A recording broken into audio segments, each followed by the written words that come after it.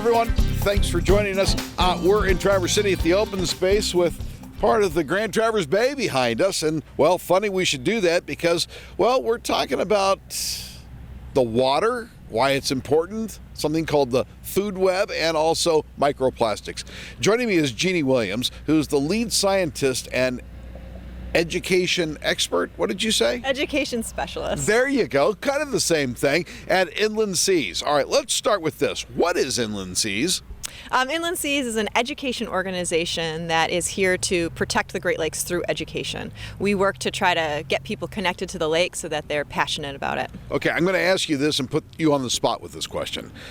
How many of us in the Great Lakes region understand what's going on with our own water? Is it 10%? Is it 50%? Or is it less than 10%? I would say it's probably less than 10%. Yeah.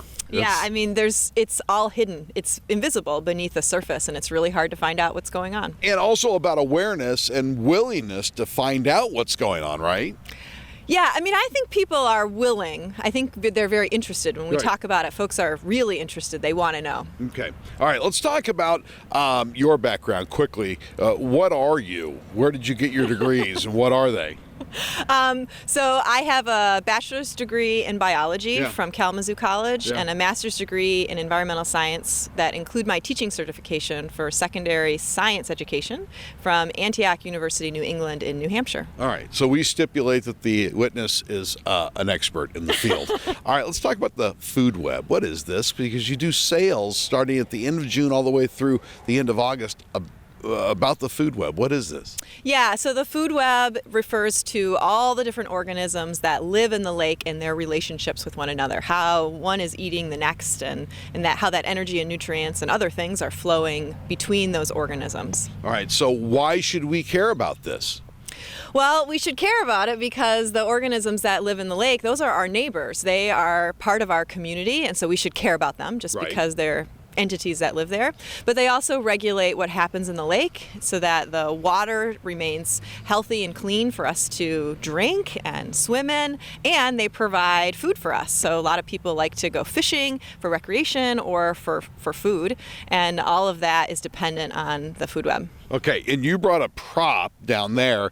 You take a sample from the Great Lakes, and you're looking for a few things, I suppose, but also you're seeing microplastics. Yeah, exactly. So we sample for all different kinds of organisms on our ship, but recently we've been looking for microplastics. So and you're finding microplastics. We do. We find microplastics pretty much every time we look for it. Yeah, I had read an article recently that it's even showing up in craft beer in the Great Lakes region, so it's out there. All right. Quickly, because we're starting to run out of time, how do we combat this microplastic problem, which is a huge problem? Yeah, well, the first thing is to cut down on our use of plastics. Okay. So we can have alternative choices, use things that are reusable. And then the next thing is to make sure we're really responsible with the plastics that we do dispose of, to make sure they get right into our waste management systems, either into the landfill or into the recycling system, whichever is appropriate for the item. So much to learn. Where can people go to find out more about the Inland Seas and everything you guys are doing? Well, our website is schoolship.org. Okay, perfect. And you do sales starting at the end of June all the way through the end of August, right? Yep, mid-June through the end of August. That's right. Talking about using less plastic, I was just in California where I got charged 10 cents a bag at the Walmart, and they charged me for 11 bags, and I only needed one. So now it's really embedded in my head. Thank you. Yeah, you're welcome. Thank you so much. All right, folks, for my News 26 and my TV 12, I'm Vic McCarty.